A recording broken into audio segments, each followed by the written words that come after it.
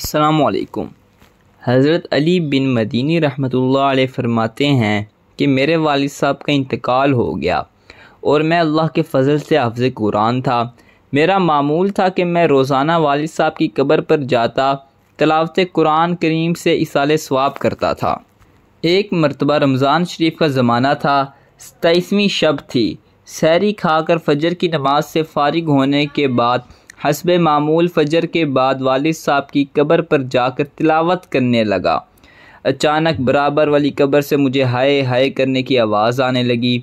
जब पहली मरतबा ये आवाज़ आई तो मैं खौफज़दा हो गया। मैं इधर उधर देखने लगा तो अंधेरे की वजह से मुझे कोई नज़र न आया। जब मैंने आवाज़ की तरफ कान लगाए और गौर किया तो पता चला ये आवाज़ किसी करीब वाली कब्र से आ रही है और ऐसा लगा कि मैयत को कब्र में बहुत खौफनाक अज़ाब हो रहा है और अज़ाब की तकलीफ़ से मैयत हाय हाय कर रही है। बस फिर क्या था, मैं पढ़ना पढ़ाना तो भूल गया और खौफ की वजह से मेरे रोंगटे खड़े हो गए और मैं इसी कब्र की तरफ मुतवज्जे होकर बैठ गया। फिर ज्यों दिन की रोशनी फैलने लगी तो आवाज़ भी कम होने लगी। फिर अच्छी तरह दिल निकलने के बाद आवाज़ बिल्कुल बंद हो गई। जब लोगों ने आना जाना शुरू किया तो एक आदमी से मैंने पूछा, ये कब्र किसकी है?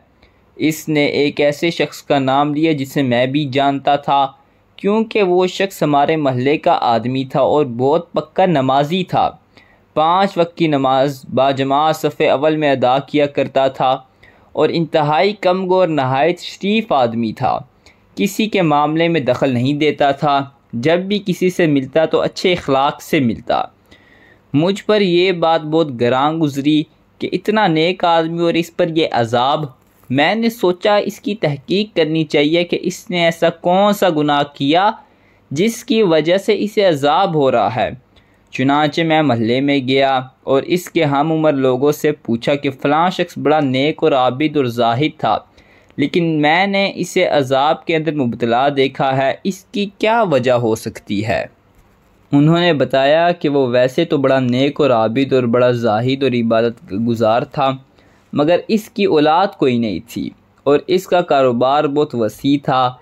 जब वो बूढ़ा हो गया और इसके अंदर कारोबार करने की ताकत न रही और कोई दूसरा इसके कारोबार को चलाने वाला नहीं था, तो इसने अपने साथियों से मशवरा किया और ख़ुद भी सोचा कि मैं अब ज़रिए माश के लिए क्या तरीका अख्तियार करूं। इसके खबीस नफ्स से इसने ये तब्दील समझाई कि तू अपना सारा कारोबार ख़त्म कर और जो कुछ पैसे आए इसको सूद पर कर्ज दे दे।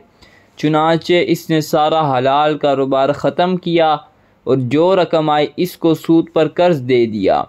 अब चूँकि कारोबार से फारिग हो गया था, इसलिए हर वक्त मस्जिद में रहता। इशराक, चाश, तहज्जुद, अवाबीन वगैरह तमाम नवाफिल पढ़ता और 5 नमाज़ें इमाम के पीछे बाजमात सफ़े अव्वल में तकबीर ऊला के साथ पढ़ता और रात दिन ज़िक्र व तस्बीह में रहता और हर महीने सूद की माकूल रकम मिल जाती। इसके ज़रिए महीना भर गुजारा करता। बस ये सुनकर मैं समझ गया कि इसको शदीद अज़ाब क्यों हो रहा था। वो इसी सूदखोरी के गुनाह का वबाल था। अल्लाह ताला मुसलमानों को हराम खाने और हराम पहनने से बचाए, आमीन। आपने देखा होगा कि सूद के कितने बड़े नुकसानात हैं।